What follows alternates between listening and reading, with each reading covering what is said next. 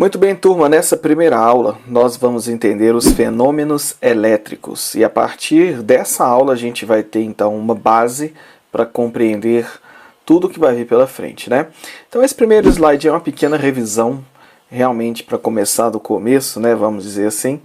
Vamos lembrar aí a estrutura do átomo. Essa figura que você vê na sua frente é um átomo de Bohr e ele tem duas partes principais. Um núcleo, que é formado por prótons e nêutrons, e uma camada externa, né, chamada eletrosfera, que é onde ficam os elétrons. O núcleo ele é feito de partículas positivas, então, que são os prótons, e os nêutrons não têm carga, né, não tem carga nenhuma. Os elétrons já têm carga negativa, certo? Então, nós temos aqui a natureza da carga elétrica, né? Dois sinais diferentes, um positivo e um sinal negativo. Mas o que eu quero que você guarde dessa parte aqui da estrutura do átomo? É que são os elétrons que se movem. O núcleo ele fica parado lá no centro do átomo. Então todos os fenômenos elétricos têm a ver com o movimento dos elétrons, tá? Daí o nome, né? Eletricidade, elétrico, justamente porque tudo tem a ver com o elétron. O próton não se move e nem mesmo aparece, né? Não é responsável por nenhum fenômeno que a gente vai estudar, porque se você mexe no núcleo do átomo, você tem reações nucleares, tá certo? Aí é fissão, é bomba atômica, nada tem a ver com os fenômenos elétricos, ok? Então tudo que a gente falar é graças ao movimento do elétron. E isso tem a ver com a primeira coisa que a gente tem que entender aqui depois disso, que são exatamente existirem dois tipos de material. Vamos também entender o conceito de potência elétrica. Nós temos aqui um diagrama extremamente simples que mostra uma fonte de tensão alternada. Esse sinal aqui é um pedacinho de uma senoide mostrando que a tensão varia, né? Você está acostumado com esses símbolos, né? E aqui nós temos um motor monofásico. Não quero que você se concentre no que é o diagrama, mas só entender que eu tenho uma fonte de tensão alimentando uma carga, que nesse caso é um motor, tá? E aí vai haver um fluxo, então, de corrente, né, dentro dessa malha aqui. Corrente alternada, não importa se vai ou se volta, só para a gente compreender aqui.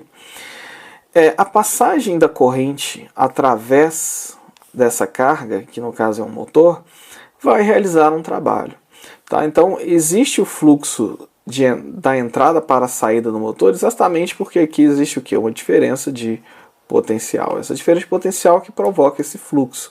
Mas se há uma diferença de potencial, se o potencial caiu ali no caso, é porque foi gasta energia, foi realizado um trabalho. Eu quero fazer uma analogia simples também com o sistema que a gente estava comparando aqui, né? O sistema hidráulico. Veja, se eu permito o fluxo, mas no meio desse fluxo eu coloco aqui uma turbinazinha, com as pás dessa turbina aqui, eu vou aproveitar o fluxo para mover essa turbina. E aí eu vou estar tirando um pouquinho da energia do fluxo, né? Vou estar aproveitando a situação para arrancar ali um pouquinho de trabalho. E é isso que a gente faz com o circuito elétrico o tempo todo. Então a gente aproveita o fluxo para realizar algum trabalho. E é exatamente esse o conceito de potência. A potência, seja elétrica ou seja qualquer outro tipo de energia, é exatamente a energia dividido pelo tempo. Tá? Então você pega a energia que está sendo adicionada ou retirada e divide pelo tempo no qual está acontecendo, você tem a potência. A potência vai ser medida em watts, que é a unidade de energia, no caso o joule, dividido pelo segundo. Né? Então um watt é um joule por segundo. E já já nós vamos falar das unidades no SI. Cuidado, porque é muito comum confundir potência e energia. Energia é a quantidade que foi retirada ou adicionada, é o trabalho, é a energia de fato. Potência é a taxa com que essa variação de energia acontece. Tá? Então o watt não é medida de energia, o watt é medida de taxa.